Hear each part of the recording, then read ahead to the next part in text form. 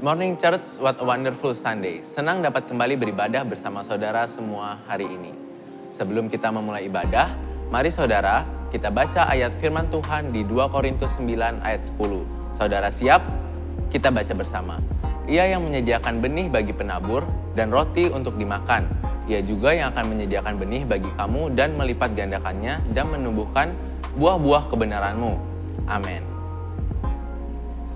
Bagi saudara yang rindu memberikan persembahan maupun perpuluhan, saudara dapat memfoto atau men-screenshot nomor rekening berikut atau saudara dapat langsung men-scan QR code yang ada berikut ini.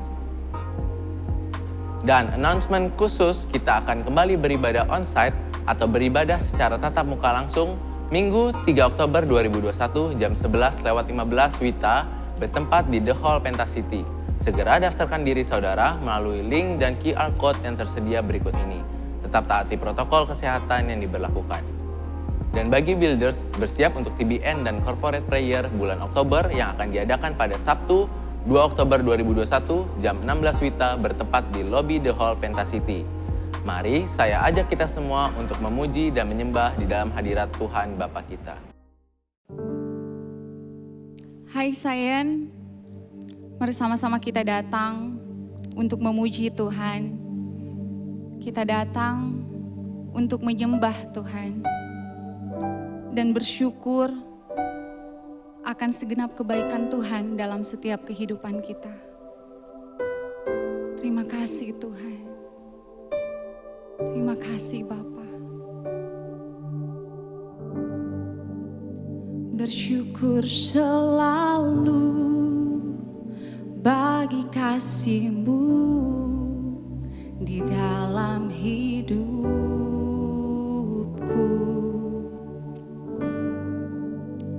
Takkan ku ragu atas rencana-Mu untuk masa depanku.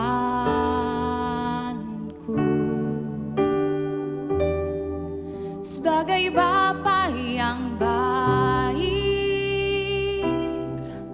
takkan pernah Kau melupakanku. Sebagai Bapa yang sangat baik, takkan pernah Kau meninggalkanku.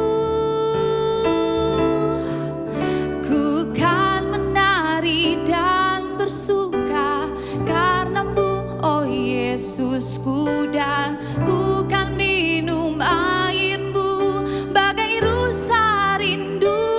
Selalu ku hidup dalam-Mu dan hidup-Mu di dalamku, oh Yesusku,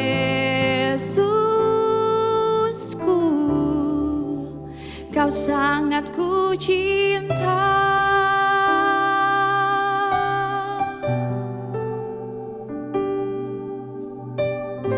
Mari sama-sama jemaat Tuhan nyatakan pujian ini.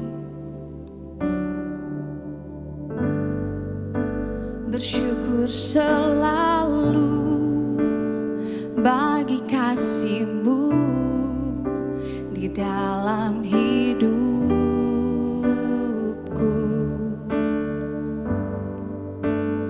Takkan ku ragu atas rencana-Mu untuk masa depanku.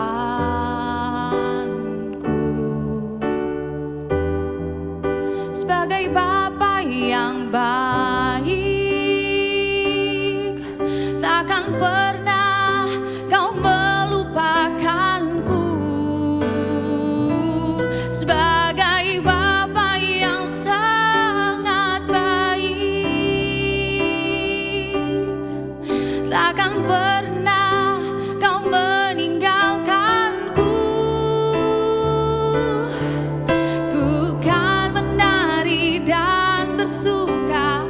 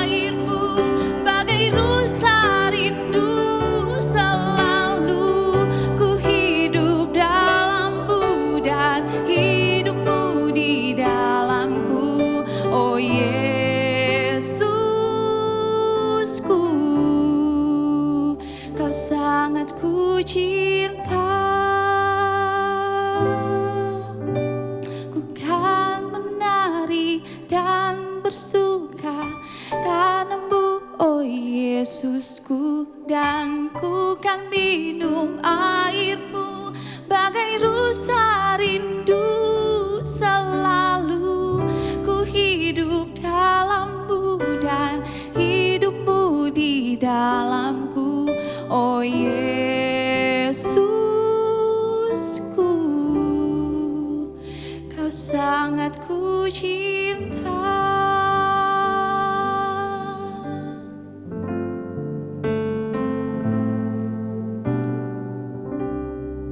Ajar kami Tuhan, ajar kami untuk berserah kepada kehendak-Mu Tuhan. Sebab hanya Engkau yang mengerti akan hidup kami Tuhan. Dan kami mau percaya kepadamu Tuhan. Sebab bersamamu Tuhan ada kedamaian.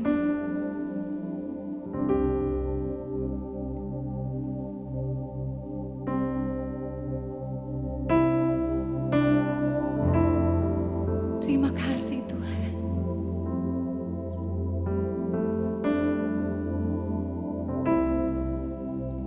Ajarku berserah, kuasai mataku, bahwa Kau besar, menggenggam hidupku.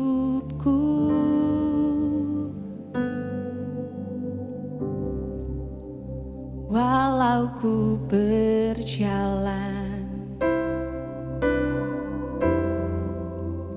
di lembah yang kelam, tenang jiwaku, sebab Kau besertaku.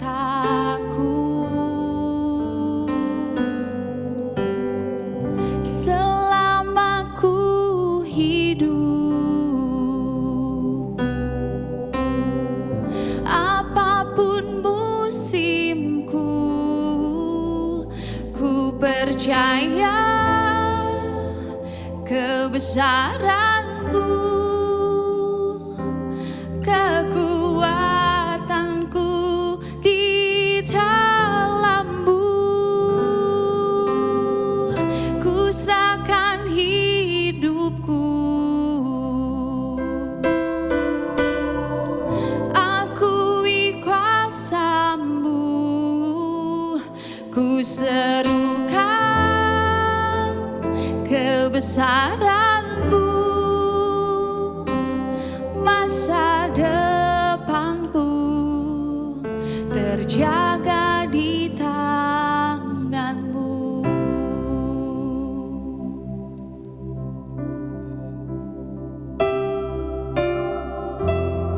Terima kasih Tuhan. Terima kasih Yesus. Walau ku berjalan di lembah yang gelap, tenang jiwaku, sebab Kau besertaku.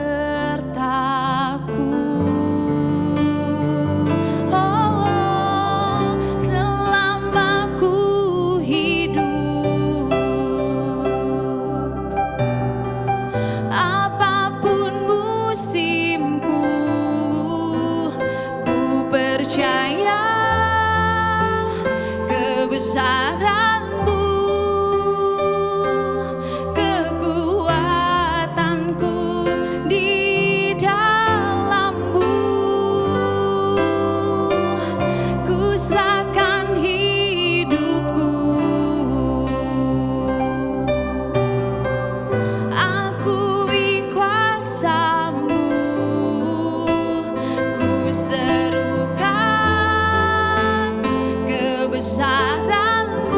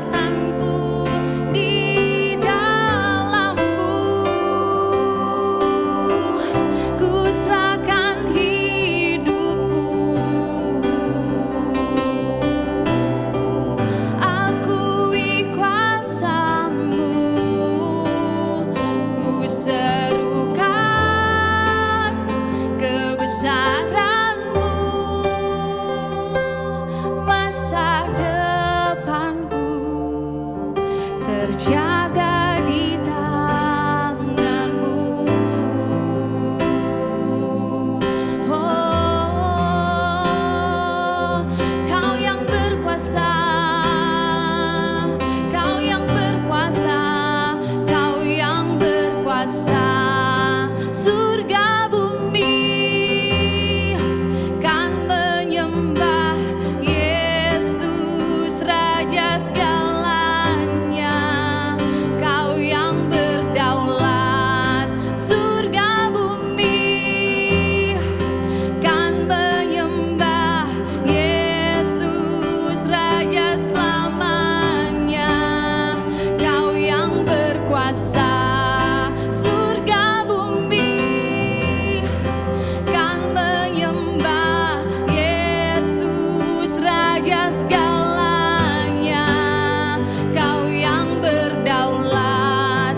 Surga bumi kan menyembah Yesus Raja selamanya.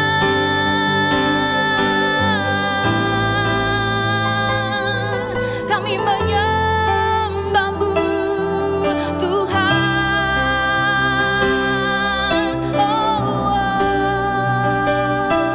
Kau Raja kami, Kau penebus kami. Terima kasih Tuhan.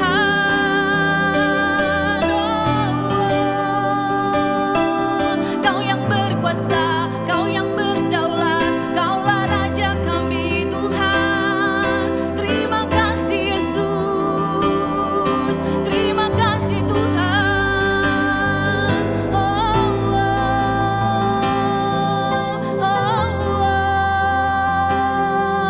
Jesus, kami mau percaya.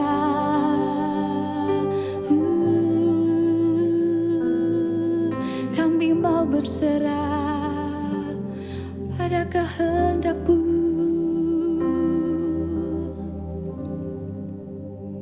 Kau yang berkuasa. Surga bumi kan menyembah Yesus Raja segalanya.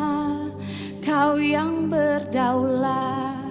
Surga bumi kan menyembah Yesus Raja selamanya. Kau yang berkuasa. Surga bumi kan menyembah Yesus Raja segalanya. Kau yang berdaulat. Surga bumi kan menyembah Yesus Raja selamanya. Selama ku hidup, apapun musimku, ku percaya kebesaran-Mu, kekuatanku di dalam-Mu. Ku serahkan hidupku,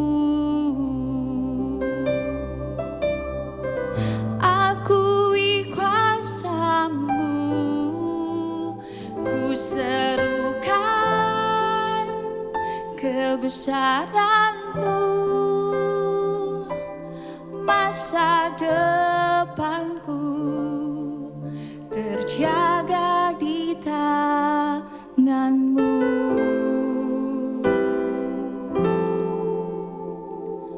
Masa depanku terjaga di tangan-Mu.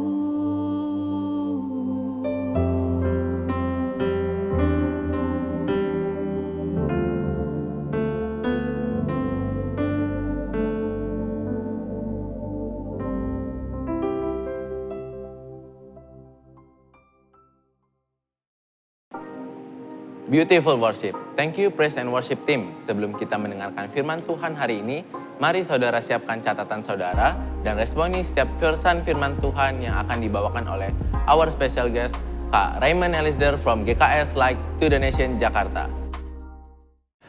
Shalom jemaat GKS Balikpapan. Saya bersyukur boleh diberikan kepercayaan untuk membawa firman pada hari ini. Dan saya hendak menyapa bagi saudara-saudara yang terutama jemaat daripada GKS Balikpapan dimanapun saudara berada. Baik mungkin saudara ada di Balikpapan atau mungkin lagi di luar kota atau dimanapun. Atau mungkin juga yang menonton mungkin belum menjadi jemaat GKS Balikpapan, hanya menonton. Saya mau menyapa saudara. Dan kiranya kasih dan damai sejahtera yang dari Tuhan berada bersama kita semua di tengah pandemi ini. Saya percaya walaupun kondisi baik, kondisi ekonomi baik atau buruk, Tuhan kita tetap baik. Ada amin. Saudara siap untuk mendengarkan firman Tuhan? Saya sangat excited untuk hari ini karena saya ingin membagikan kepada saudara apa yang saya renungkan tentang generasi dan apa yang Tuhan juga singkapkan kepada saya terutama tentang generasi. Mari coba kita buka dulu dari ayatnya Markus 5 ayat 21. Markus 5 ayat 21 sampai ayatnya yang ke-43. Saya akan bacakan saja dengan cepat. Sesudah Yesus menyeberang lagi dengan perahu, orang banyak berbondong-bondong datang lalu mengurumuni dia. Sedang ia berada di tepi danau, datanglah seorang kepala rumah ibadat yang bernama Yairus. Ketika ia melihat Yesus, tersungkurlah ia di depan kakinya dan memohon dengan sangat kepadanya, "Anakku perempuan sedang sakit." Jadi ini pertama kita mesti lihat, ada satu anak perempuan, yaitu anaknya Yairus yang sedang sakit. Hampir mati, datanglah kiranya dan letakkanlah tanganmu di atasnya supaya ia selamat dan tetap hidup. Lalu pergilah Yesus dengan orang itu, dan ini kita perhatikan lagi, orang banyak berbondong-bondong mengikuti dia dan berdesak-desakan di dekatnya. Kemudian ayat 25, adalah di situ seorang perempuan yang sudah 12 tahun lamanya menderita pendarahan. Jadi ada dua perempuan saudara, satu anak muda yang hampir mati, dan kemudian sekarang perempuan yang sudah 12 tahun lamanya menderita pendarahan. Berarti dia sudah tidak muda lagi saudara. Kira-kira saya tidak tahu berapa, tapi yang jelas dia bukan teenager lagi. Yang jelas dia juga bukan usia kerja lagi. Saya yakin dia sudah, kalau 12 tahun, kalau dari sini deskripsinya kelihatannya dia lebih daripada umur 20 kemungkinan besar. Ia telah berulang-ulang diobati oleh berbagai tabib sehingga telah dihabiskannya semua yang ada padanya, namun sama sekali tidak ada faedahnya, malah sebaliknya keadaannya semakin memburuk. Dia sudah mendengar berita-berita tentang Yesus, maka di tengah-tengah orang banyak itu ia mendekati Yesus dari belakang dan menjamah jubahnya. Sebab katanya, asal aku jamah saja jubahnya, aku akan sembuh. Kemudian seketika itu juga berhentilah pendarahannya dan ia merasa bahwa badannya sudah sembuh dari penyakitnya. Pada ketika itu juga Yesus mengetahui bahwa ada tenaga yang keluar dari dirinya. Lalu ia berpaling di tengah orang banyak dan bertanya, "Siapa yang menjamah jubahku?" Murid-muridnya menjawab, "Engkau melihat bagaimana orang-orang ini berdesak-desakan dekatmu, dan engkau bertanya siapa yang menjamah aku?" Lalu ia memandang sekelilingnya untuk melihat siapa yang telah melakukan hal itu. Perempuan itu yang menjadi takut dan gemetar ketika mengetahui apa yang telah terjadi atas dirinya, tampil dan tersungkur di depan Yesus dan dengan tulus memberitahukan segala sesuatu kepadanya. Maka katanya kepada perempuan itu, "Hai anakku, imanmu telah menyelamatkan engkau. Pergilah dengan selamat dan sembuhlah dari penyakitmu." Ketika Yesus masih berbicara, datanglah dari keluarga kepala rumah ibadat itu dan berkata, "Anakmu sudah mati. Apa perlunya lagi engkau menyusah-nyusahkan guru?" Tetapi Yesus tidak menghiraukan perkataan mereka dan berkata kepada kepala rumah ibadat, "Jangan takut, percaya saja." Lalu Yesus tidak memperbolehkan seorang pun ikut serta kecuali Petrus, Yakobus dan Yohanes saudara Yakobus. Mereka tiba di rumah kepala rumah ibadat dan di sana dilihatnya orang-orang ribut menangis dan meratap dengan suara nyaring. Sesudah ia masuk, ia berkata kepada orang-orang itu, "Mengapa kamu ribut dan menangis? Anak ini tidak mati, tetapi tidur." Tetapi mereka menertawakan dia, maka diusirnya semua orang itu. Lalu dibawanya ayah dan ibu anak itu, mereka yang bersama-sama dengan dia masuk ke kamar anak itu. Lalu dipegangnya tangan anak itu, katanya, "Talita kum," yang berarti, "Hai anak, aku berkata kepadamu, bangunlah." Seketika itu juga anak itu bangkit dan berdiri dan berjalan, sebab umurnya sudah 12 tahun. Semua orang yang hadir sangat takjub, dengan sangat ia berpesan kepada mereka supaya jangan seorang pun mengetahui hal itu. Lalu ia menyuruh mereka memberi anak itu makan. Sebuah cerita yang saya rasa pasti saudara sudah pernah dengar sebelumnya. Tapi mari saya ingin ajak saudara untuk melihat di ayat 36. Tetapi Yesus tidak menghiraukan perkataan mereka dan berkata kepada kepala rumah ibadat, "Jangan takut, hanya percaya saja." Jangan takut, percaya saja. Do not be afraid, only believe. Katakan lagi bersama saya, jangan takut, percaya saja. Katakan juga kepada orang di sebelah saudara jika ada, jangan takut, percaya saja. Ada amin? Dan firman hari ini, pada hari ini saya akan beri judul Trusting the Living God for a Dying Generation. Mempercayai Tuhan yang hidup untuk generasi yang mati. Mempercayai Tuhan yang hidup untuk generasi yang mati. Kalau kita lihat dari cerita ini, kita melihat tadi ada dua perempuan. Dan kalau kita lihat bahwa perempuan seringkali digambarkan sebagai gereja.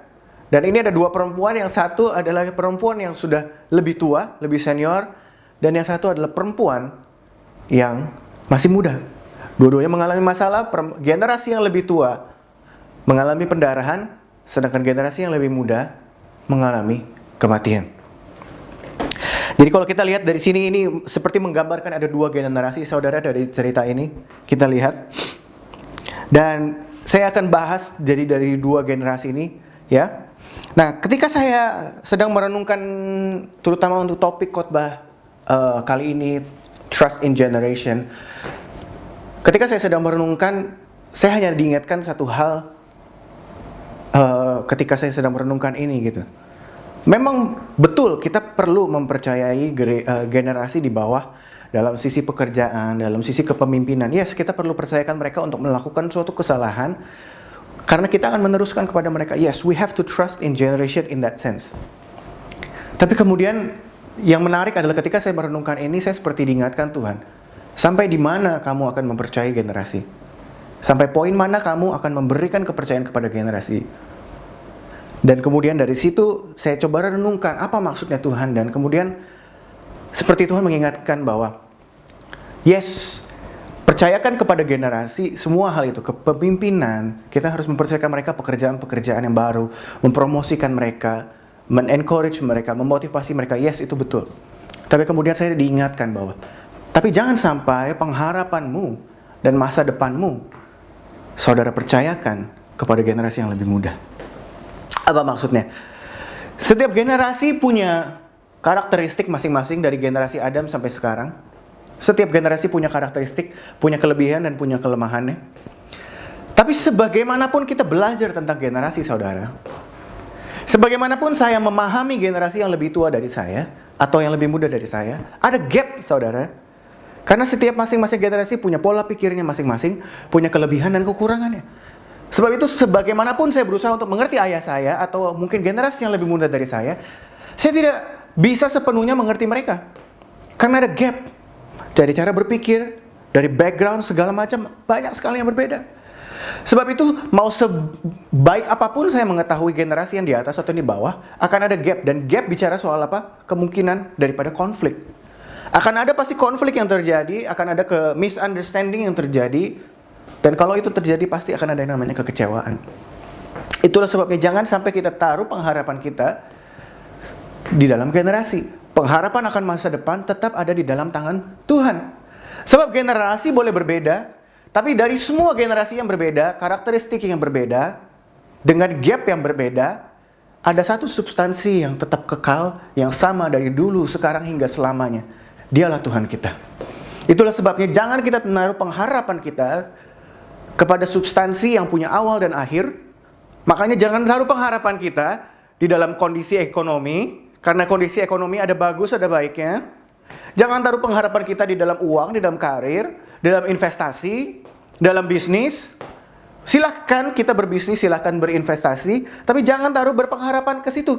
Silahkan percayakan generasi berikutnya dalam hal pekerjaan, di dalam hal kepemimpinan, tapi jangan menaruh pengharapan di dalam hal yang punya awal dan punya akhir. Taruh pengharapan kita di dalam substansi yang kekal, yaitu Tuhan. Ada amin, saudara. Dan nanti ketika saya bahas ini, saya harap saudara makin mengerti kenapa kita jangan menaruh, apa maksud saya jangan menaruh pengharapan di dalam masa depan kita, pengharapan kita di dalam generasi. Yes, percayakan mereka, tapi jangan menaruh pengharapan di dalam mereka. Sebab gereja Tuhan ada di tangan Tuhan. Dan generasi ada di tangan Tuhan. Sebab Dia adalah Tuhan yang berkuasa untuk membangkitkan generasi. Sekalipun generasi itu sudah mati. Sekarang mari kita coba lihat dari cerita ini. Yang menarik saudara, seperti tadi saya ajak saudara untuk melihat di ayat 24. Orang banyak berbondong-bondong mengikuti dia dan berdesak-desakan di dekatnya. Saudara perhatikan bahwa ini sebetulnya seperti menggambarkan kondisi sekarang. Bukankah ini sebetulnya seperti sekarang? Kalau di saat itu orang-orang banyak sedang berbondong-bondong mau apa saudara? Mau melihat Yesus berjalan ke generasi yang lebih muda, ke anak perempuan yang lebih muda ini. Karena Yesus sedang berjalan dan hendak memulihkan generasi muda, dan semua orang tertuju kepada itu. Bukankah sekarang seperti itu juga? Mata semua gereja sedang melihat kegerakan Tuhan memulihkan generasi muda. Bukankah seperti itu tuh saudara? Jadi sebetulnya kalau kita lihat ini sebetulnya sangat menggambarkan, ketika saya mendapatkan ini betul-betul seperti menggambarkan kondisi gereja seperti sekarang saudara. Di mana semua mata sedang tertuju kepada Yesus yang hendak membangkitkan generasi yang lebih muda. Cuman yang menarik saudara, di saat semua orang sedang fokus kepada generasi yang lebih muda, ada satu generasi yang menghentikan langkah Yesus. Dan ini adalah generasi yang lebih tua. Jadi saya mau mengingatkan saudara pada hari ini, bahwa generasi yang lebih tua tidak dilupakan oleh Tuhan. Bahkan Yesus sendiri berhenti. Dia tahu kan kekuatannya mengalir, dan dia pasti sudah tahu kalau perempuan itu sudah diselamatkan, sudah sembuh. Kalau gitu kenapa Yesus harus berhenti? Orang dia lagi pergi menuju ke generasi yang lebih muda. Jangan stop dong. Tapi Yesus stop. Dan saya pada hari ini mau berkata kepada saudara-saudara yang mungkin merasa dirinya sudah di generasi di atas, bahwa Tuhan akan berhenti jika engkau menyentuh dia. He will make time. Dia akan memberikan saudara waktu. Jika saudara punya iman sama seperti perempuan ini, maka Tuhan akan berhenti untuk saudara. Tuhan akan memanggil saudara, dan Tuhan akan memulihkan saudara. Jangan khawatir, oh sekarang mah zamannya anak muda. Biarkanlah, kasihlah semuanya ke anak muda. Kasihlah semua ke generasi yang lebih muda. Kasihlah semua pelayanan ke hal-hal rohani udah anak muda. Biarlah saya berusaha dengan kekuatan sendiri. Biarlah saya untuk masalah saya yang usahakan sendiri. Biarkan yang lain nih soal hal kerohanian kasih anak muda. Biar anak muda mengalami Tuhan. Padahal deep down yang lebih generasi yang di atas still struggling. Ada begitu banyak masalah. Ada begitu banyak masalah yang kita alami. Seperti mungkin perempuan ini yang sudah pendarahan berapa lama saudara? Dan dibilang ketika dia pendarahan akhirnya semua tabungannya habis. Bicara soal apa? Berarti semuanya itu bocor. Semua yang sudah di-save oleh dia, semua yang dia harapkan, semua yang dia andalkan sudah habis. Dia pergi ke dokter-dokter, tidak ada yang mampu menyelamatkan dia. Dan mungkinkah itu sesuatu yang terjadi dengan generasi-generasi di atas yang mengalami pendarahan? Saudara sudah menabung segitu banyak investasi, sudah mendapatkan profit yang banyak, tapi tiba-tiba jebol. Karena tiba-tiba ada kebutuhan yang saudara tidak bayangkan, dan tiba-tiba bocor di situ. Saudara sudah pergi ke tabib-tabib, saudara sudah pergi ke dokter-dokter, ikut seminar keluarga, dokter keluarga. Tapi di dalam keluarga saudara mengalami kebocoran. Ada masalah di dalam keluarga saudara, padahal udah pergi ke seminar. By all means, please, saudara mau pergi ke seminar keluarga silahkan.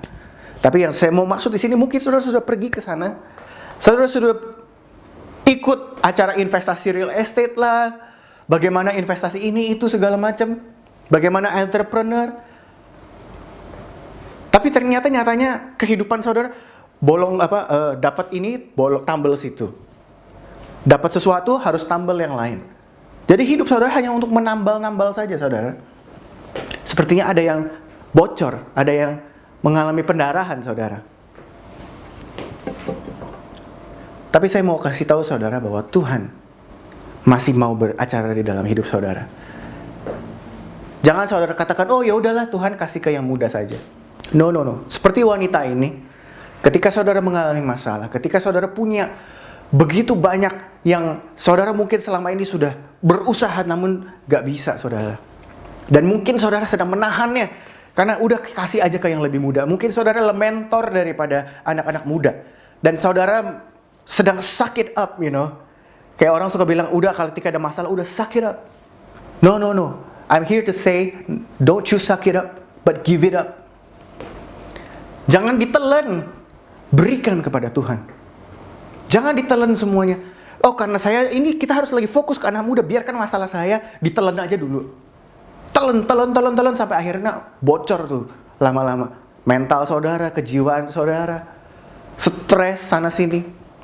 Tapi saya mau memberitahu kepada saudara, jika saudara mungkin ada generasi yang di atas, saudara bisa menyentuh Tuhan. Dan Tuhan masih belum selesai dengan saudara. Sebab saudara harus tahu bahwa Tuhan bukan ada di usaha menghancurkan, tapi dia ada di dalam bisnis konstruksi. Dia tidak membangun sesuatu dengan menghancurkan yang sebelumnya, tapi dia membangun sesuatu yang baru di atas dasar yang sebelumnya. Jadi jika saudara ada di generasi yang sebelumnya, mungkin saudara pernah mengalami Tuhan sebelumnya, dan saudara pikir, kasih sekarang yang anak muda. No. I wanna remind you today, touch. If you only touch, jika saudara hanya memegang ujung jubahnya saudara, saudara akan dipulihkan. Pada hari ini juga saudara, jika saudara merasa saudara butuh jamahan Tuhan, jamah Tuhan. Jangan saudara bilang Tuhan adalah Tuhan yang untuk anak-anak muda. No, He is still your God, He is still the same God. Dia adalah Tuhan yang sama untuk saudara, dari dulu, sekarang, hingga selamanya. Sentuh jubahnya, saudara. Berharaplah kepada Tuhan. Jangan berharap kepada kekuatan sendiri. Tapi yang menarik saudara, ketika perempuan ini menyentuh jubahnya Yesus bukan hanya stop seperti tadi saya bilang, tapi dia berhenti dan dia memanggil perempuan ini di depan publik. Dan dia berkata, imanmu telah menyelamatkan engkau. Tuhan hendak mengangkat engkau kembali. Tuhan hendak mengangkat generasi yang lebih tua kembali dan menghormat dan honor. Seperti perempuan ini dia angkat, bukan hanya diam-diam saja, tapi dia angkat di depan publik. Imanmu telah menyelamatkan. Tuhan hendak mengangkat engkau saudara. Satu orang yang mungkin tidak suka dengan, kalau kita perhatikan mungkin ada satu orang yang tidak suka dengan ini. Siapa? Yairus. Kenapa? Kenapa sih Tuhan harus berhenti untuk seorang perempuan ini? Orang gara-gara berhenti nih, anakku mati loh. Anakku ini mati. Bukankah ini juga seperti apa yang dikhawatirkan oleh banyak gereja saudara? Kalau kita tidak sekarang bergerak untuk anak muda, nanti anak muda ini mau dikemanain? Anak muda ini nanti mati. Halo? Sekarang saudara merasa familiar saudara dengan kondisi sekarang? Bagaimana rata-rata semua gereja sedang berfokus kepada anak muda.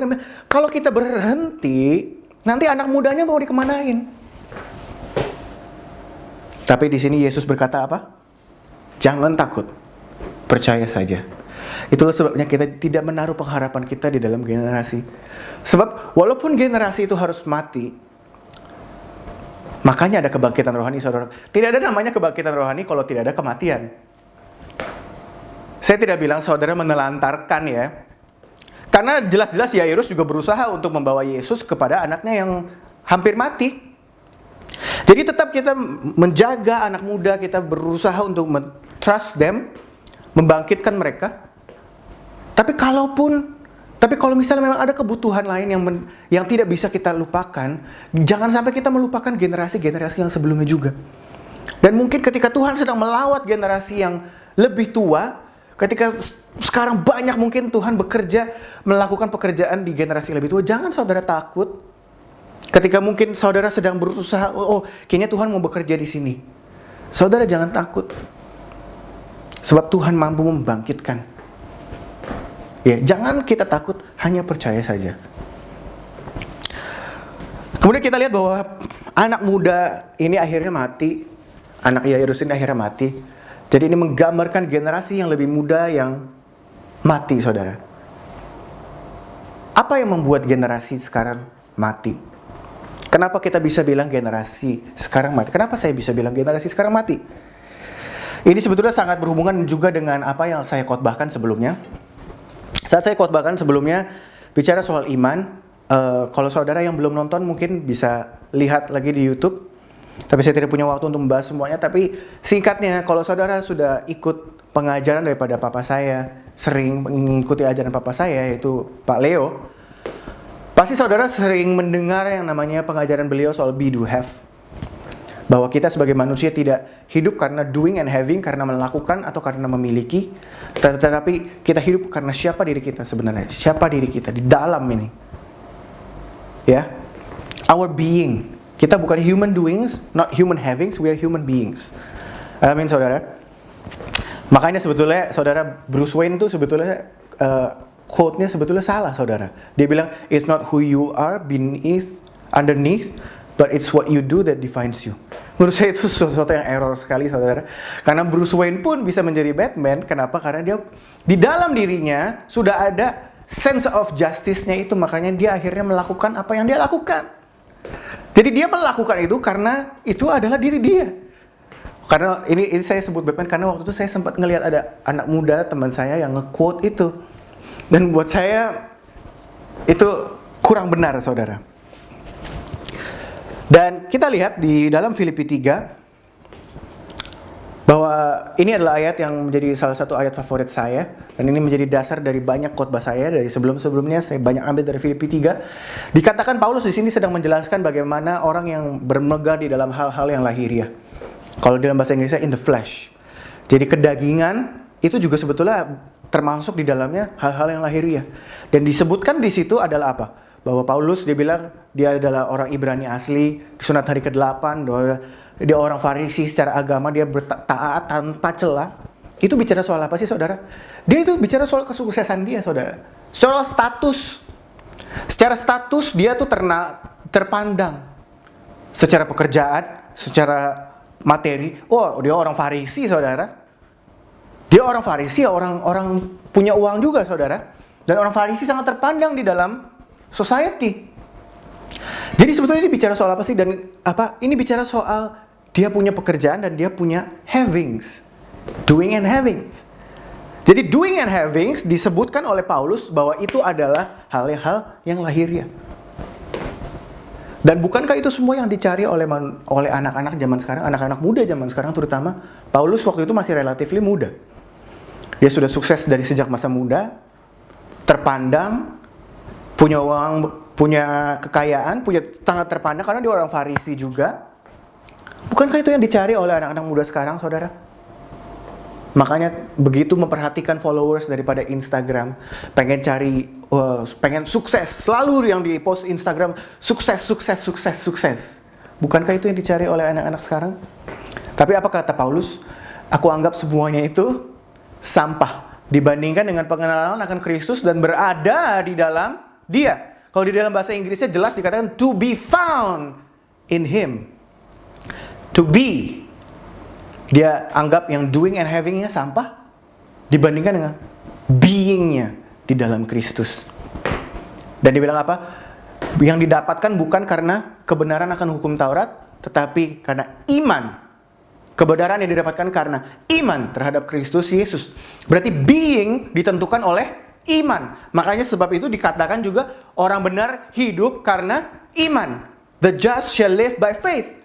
Kalau begitu dengan secara simpelnya, orang benar mati tanpa iman. Benar gak, saudara? Make sense? Simple kan? Orang Kristen mati tanpa iman. Dan itulah sebabnya, saudara, saya bisa berkata bahwa karena zaman sekarang kita melihat bagaimana orang begitu menekankan mendapatkan kekayaan, pengen pensiun dini, pengen sukses. Gak ada salahnya, saudara. Tapi harapan mereka betul-betul di dalam itu. Yang mereka kejar adalah itu, saudara. Salah satunya saya. Saat saya waktu di Amerika, saya tidak akan menjelaskan semuanya karena waktu sudah hampir habis juga. Saat saya di Amerika, saya sempat argue dengan ayah saya tidak mau pulang dulu ke Indonesia karena saya pikir, saya bilang, saya mau kerja dulu. Tapi papa saya bilang bahwa dia melihat ada panggilan Tuhan untuk saya di Indonesia. Tapi kemudian saya bilang, ya udah nanti aja. Saya bilang, saya tahu nanti saya akan jadi pendeta. Saya tahu saya akan full time. Itu panggilan saya. Tapi sekarang saya mau kerja dulu. Kalau nanti saya full time, saya harus investasi dulu dari sekarang. Saya mau punya passive income yang baik. Saya mau kerja punya tabungan yang banyak. Halo. Saya bilang gitu, saudara. Saya mau punya tabungan yang banyak. Saya pun pengen investasi dan punya passive income yang mencukupi supaya nanti waktu saya jadi pastor, saat saya masuk pelayanan full time, saya tidak perlu khawatir akan suatu apapun. Bukankah itu niat yang mulia, saudara? Tapi kemudian, singkat cerita, saat saya sedang merenungkan lagi, kemudian saya cuma disentil oleh Tuhan dengan satu pertanyaan. Jadi menurut kamu, kalau kamu sukses di dalam sekuler, itu lebih mulia daripada kalau kamu sukses di dalam kerajaan Tuhan? Melakukan pekerjaan Tuhan di dalam gereja. Jadi maksudnya kalau pelayanan di gereja lebih nggak mulia daripada bekerja di sekuler? Itu maksudmu? Wah, waktu saya dapat pertanyaan itu, saudara, itu saya langsung berhenti, saya diam, saya nggak bisa ngomong apa-apa. Tapi saya di dalam hati masih denial. Sampai akhirnya terus saya merenungkan, dan akhirnya saya mendapatkan Filipi 3 ini. Dan ketika saya mengerti ini, dan kemudian satu hal menjadi turning point saya adalah ketika Tuhan berkata, mengingatkan saya soal Abraham dan Lot. Bagaimana Lot memilih tanah yang hijau dan subur, tapi kita tahu bahwa Sodom dan Gomora pada akhirnya dihancurkan oleh Tuhan. Dan saya diingatkan saat itu bahwa jangan kamu pilih tempat di mana itu kelihatannya hijau dan subur. Jangan pilih bisnis, jangan pilih pekerjaan karena kelihatannya hijau dan subur. Karena kelihatannya kamu bisa dapat omset banyak. Jangan kamu pilih Amerika karena kamu merasa gaji di sana jauh lebih besar daripada di Indonesia. Dan pengeluaran semua terjamin, kehidupan terjamin. Jangan pilih suatu negara karena hijau dan subur. Tapi dimanapun kamu berada, selama ada Tuhan, itu yang kamu kejar. Sebab Dia yang mampu merubah tanah gersang menjadi hijau dan subur. Di situ saya bertobat, dan di situ saya mulai mengerti bahwa Tuhan memanggil saya untuk ke Indonesia. Dan akhirnya saya obey dan saya pulang. Dan di situ saya sadar bahwa saya waktu di Amerika itu pelayanan sangat efektif, saudara. Saya bisa bilang itu. Tapi saya bukan untuk membanggakan diri saya. Tapi waktu itu saya sudah jadi WL, saya main musik, saya menjadi ketua komsel, saya memimpin retret. Kemudian ketika ada hal-hal lain di dalam gereja, kebanyakan orang-orang bertanya kepada saya. Saya sudah mungkin bisa dibilang hampir menjadi kaki tangannya daripada gembala saya. Tapi kemudian saya sadari, walaupun saya pelayanan efektif, tapi ternyata secara iman saya mati. Karena saya masih mengandalkan my security secara tidak langsung. Karena saya pikirkan nanti kalau full time, saya sudah aman ketika punya tabungan banyak, ketika punya investasi segala macam. Jadi dengan kata lain, saya menaruh kepercayaan dan rasa aman saya, pengharapan saya di dalam uang, dalam tabungan, investasi, di dalam passive income, di dalam sebuah negara. Dan itu adalah yang Paulus anggap sampah. Tanpa saya sadari, saudara, saya boleh pelayanan dengan efektif. Sebab itu, para pemimpin gereja juga jangan terlena dengan melihat orang, wah yang pelayanan luar biasa. Sebab orang bisa pelayanan dengan efektif seperti saya dulu. Tapi sebetulnya secara iman saya mati. Dan ini yang terjadi. Ini adalah penggambaran yang saya dapatkan ketika saya sedang merenungkan ini. Anak muda yang mati. Saya sempat juga melihat ilustrasi yang sedikit mengganggu saya waktu itu. Ada ilustrasi yang menggambarkan perbedaan antara entrepreneur dan orang biasa. Katanya orang biasa waktu malam tidur pules, tapi entrepreneur, kalau yang punya jiwa entrepreneur, waktu malam nggak bisa tidur dengan nyenyak. Karena apa? Mereka harus memikirkan, kalau ada terjadi masalah ini seperti apa? Kalau besok ada begini harus bagaimana? Saudara lihat, itu yang diajarkan oleh dunia sekarang. Untuk menjadi entrepreneur, saudara harus memikirkan ini, itu. Saya tidak bilang kita tidak planning, saudara. No, we have to plan. Kita harus planning. Tapi jangan sampai kita menjadi khawatir, kita sampai lupa untuk menyerahkan planning itu. Yes, planning, tapi planning itu kemudian serahkan kepada Tuhan. Dan kalau tidur, tidurlah dengan tenang. Lupakah saudara, ingatkah saudara bahwa Yesus ketika mengajarkan, jangan khawatir akan hari esok, sebab hari esok ada kesusahannya sendiri. Ya itu juga bisa diaplikasikan di dalam usaha-usahamu, di dalam planningmu. Jangan khawatir. Siapa bilang entrepreneur itu orang yang harus khawatir? No. Entrepreneur di dalam kerajaan Tuhan adalah orang justru yang punya damai sejahtera. Dia planning, dia merencanakan, kemudian dia serahkan ke Tuhan, dan dia tidur dengan pulas. Karena dia tahu untuk hari esok ada roti sendiri. Jadi saudara, ingat, Bahwa Tuhan menginginkan untuk kita hidup day by day. Jangan khawatirkan akan hari besok. Justru hal yang paling bertanggung jawab yang bisa saudara lakukan sebagai anak Tuhan adalah merencanakan, kemudian menyerahkan itu ke dalam tangan Tuhan. Dan beristirahat. Jangan khawatirkan lagi. Jangan pikirkan itu lagi. Rest. Rest in God. Iblis justru sedang menyerang saudara dengan berkata, coba pikirkan besok harus seperti apa. Kalau misalnya ini terjadi harus seperti ini. Itu yang bikin saudara gak bisa tidur dan akhirnya saudara pikir itu adalah produktif. Tapi saudara harus tahu bahwa itu justru sedang mengambil bagian Tuhan untuk bekerja. Biarkan Tuhan yang bekerja. Saudara rencanakan, sudah lakukan semua sudah dengan baik. That's it.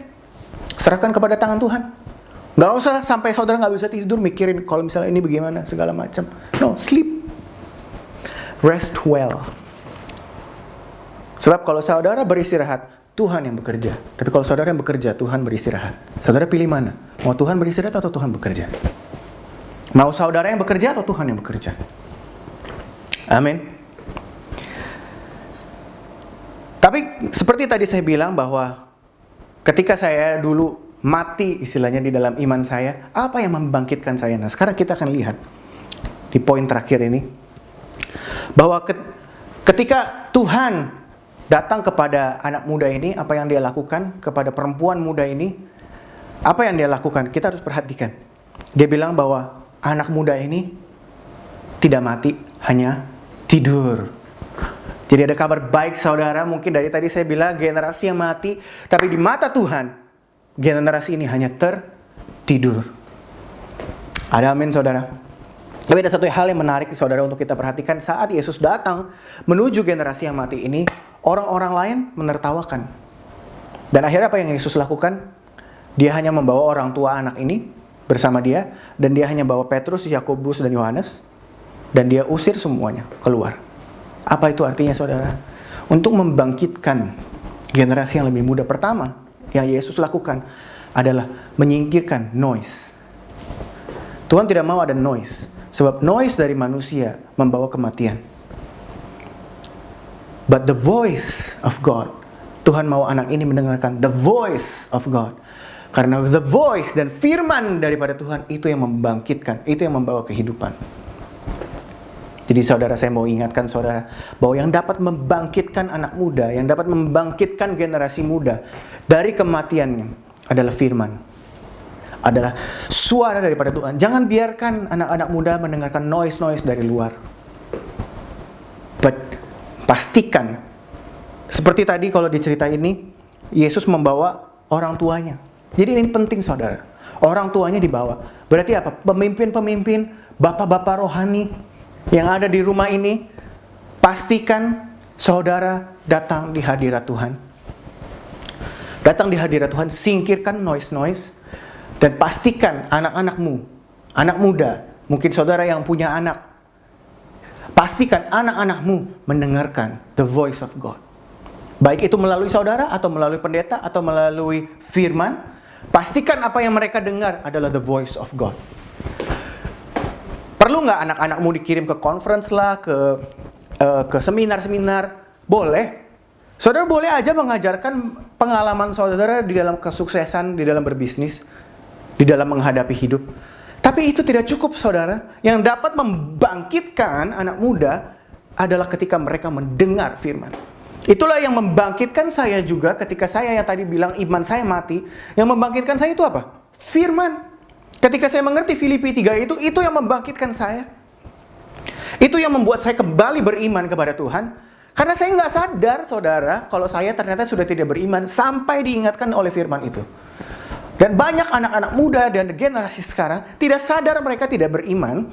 Yang mereka kejar adalah saya mau sukses, saya mau ini. Mereka sih tetap memuji Tuhan. Tapi mereka bilang, oh ya ini bersyukur karena bisnis ini. Karena bisnis ini omsetnya gede. Saya bisa beli BMW, saya bisa beli Mercy. Gak ada salahnya saudara beli BMW Mercy, yang gak ada salahnya saudara.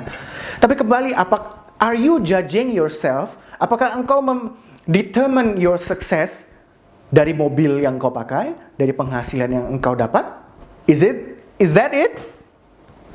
Karena itu yang dianggap Paulus sampah. Jangan kejar apa yang Paulus anggap sampah.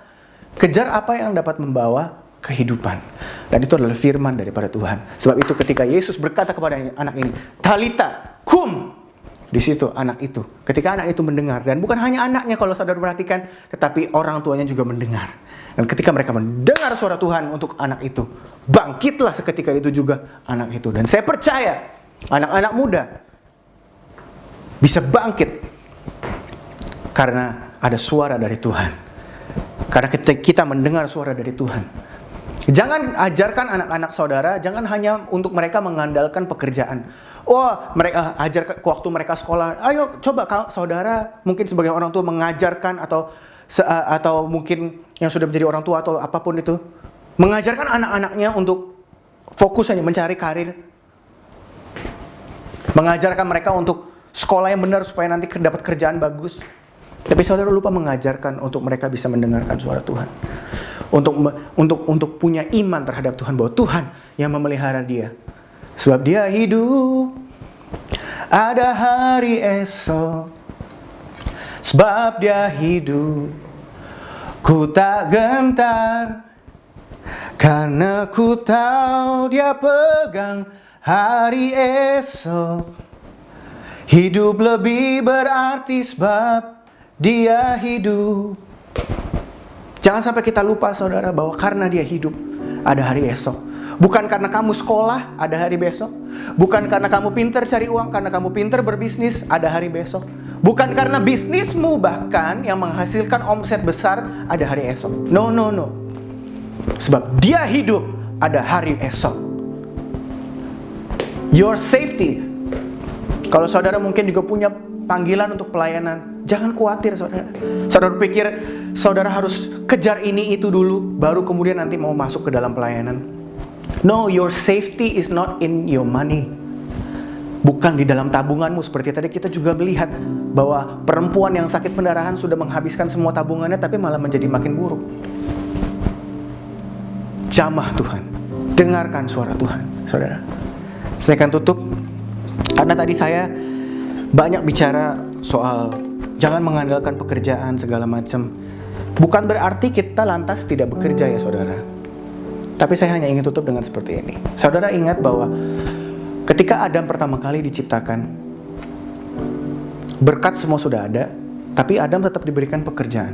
Jadi tetap ada pekerjaan. Tapi kemudian ketika Adam berjatuh dalam dosa, ada kutukan dosa dan dikatakan salah satunya apa? Dengan keringatmu, by the sweat of your face, you will eat bread. Dengan keringatmu engkau akan makan. Dengan kata lain apa? Dulu engkau tidak perlu berkeringat untuk makan, karena makanan semua sudah disediakan. Jadi sekarang, dulu Adam bekerja untuk manage berkat. Sekarang Adam bekerja untuk mendapatkan berkat. Itu adalah mental orang yang berdosa. Tapi kemudian saudara, kalau saudara ingat, saudara tahukah saudara bahwa darah Yesus adalah darah yang mampu membalikan kutuk dosa itu?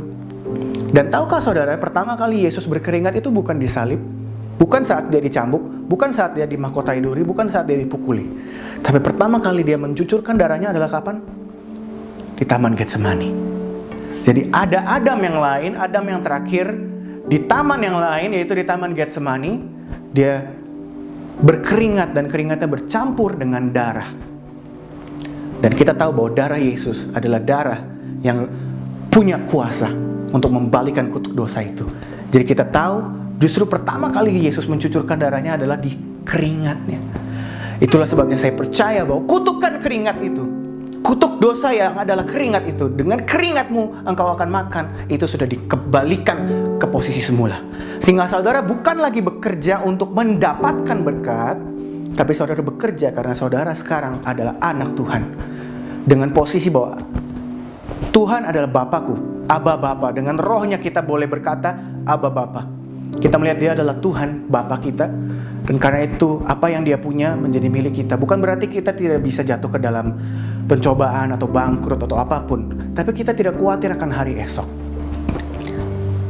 Kita tetap bekerja, yes. Tapi kita bekerja bukan untuk mendapatkan berkat, bukan untuk mendapatkan sukses. Kita bekerja karena kita adalah anak Tuhan. Dan dia sudah begitu memberkati dan menyertai kita sampai pada hari ini. Ada amin saudara. Sebab itu saya mau berdoa bagi saudara. agar kita semua boleh kira-kira boleh sadar bahwa sesungguhnya orang benar betul-betul hidup karena iman. Dan biarlah kita boleh sadar bahwa bukan karena tabungan kita, bukan karena apa yang kita kerjakan, tetapi kiranya kita betul-betul mengandalkan Tuhan. Sebab Tuhanlah adalah Tuhan di atas generasi. Tuhan kita adalah Tuhan di atas generasi. Baik itu saudara yang ada di generasi yang mungkin sudah lebih tua, generasi yang lebih senior, saudara tetap membutuhkan Tuhan. Dan untuk generasi yang lebih muda, terlebih lagi membutuhkan Tuhan. Dari semua generasi, satu hal yang sama, Tuhan yang sama. Dan kita dari semua generasi yang dibutuhkan adalah satu, yaitu Tuhan. Nama Yesus, itu yang kita perlukan. Firman-Nya. Untuk saudara yang di generasi-generasi yang di atas, yang tua, yang mungkin sudah tua, atau yang mungkin merasa dirinya sudah tidak muda lagi, ingat seperti perempuan yang tadi, jamah, jika ku jamah saja jubahnya Yesus, maka aku akan dipulihkan. Tuhan belum selesai dengan saudara. Dan jika saudara melihat, saudara punya anak-anak muda, saudara melihat anak-anak muda yang mungkin saudara melihat, waduh kok yang mereka kejar bukan lagi Tuhan. Ketika saudara melihat seperti tadi saya bilang, imannya mati. Mungkin saudara khawatir mau diapakan generasi ke depan. Jangan khawatir. Seperti Yesus berkata, jangan takut, hanya percaya saja. Sebab Dia adalah Tuhan yang sanggup membangkitkan generasi yang mati. So trust the living God for this dying generation. Jangan percaya kepada usahamu, jangan percaya kepada pekerjaan tanganmu. Harapanmu tetap ada di dalam Tuhan. Ada amin. Hamba-Mu telah selesai di tempat ini, biarlah nama-Mu dipermuliakan. Dan kiranya firman ini boleh membangkitkan iman-iman daripada setiap pemimpin gereja ataupun juga setiap daripada kita yang mendengar. Bekerjalah di dalam kami semua Tuhan. Bekerjalah di dalam gereja ini. Biarlah kemuliaan-Mu dinyatakan melalui Sion-Mu Tuhan. Dan biarlah Tuhan, generasi yang ada di dalam gereja ini, baik yang tua, baik yang muda, kami boleh bangkit. Berikan kepada kami firman-Mu, kami butuh firman-Mu, kami butuh suara yang daripada-Mu Tuhan. Berikan kepada setiap pemimpin-pemimpin di tempat ini Tuhan, suara yang datang daripada-Mu, sehingga apa yang kami dengar boleh membangkitkan iman kami, boleh membangkitkan kami. Dan kami serahkan semua kembali hanya ke dalam tangan-Mu. Seluruh rangkaian ibadah ini hanya di dalam nama-Mu kami berdoa. Amin. Thank you Kak Raymond untuk pesan firman Tuhan yang telah memberkati kita semua hari ini. Sebelum berpisah, jangan lupa untuk subscribe bagi saudara yang belum subscribe, serta tombol bel untuk notifikasi, like, komen, serta share setiap video ibadah yang saudara saksikan kepada sekitar kita. Stay safe, stay healthy, happy Sunday, God bless you.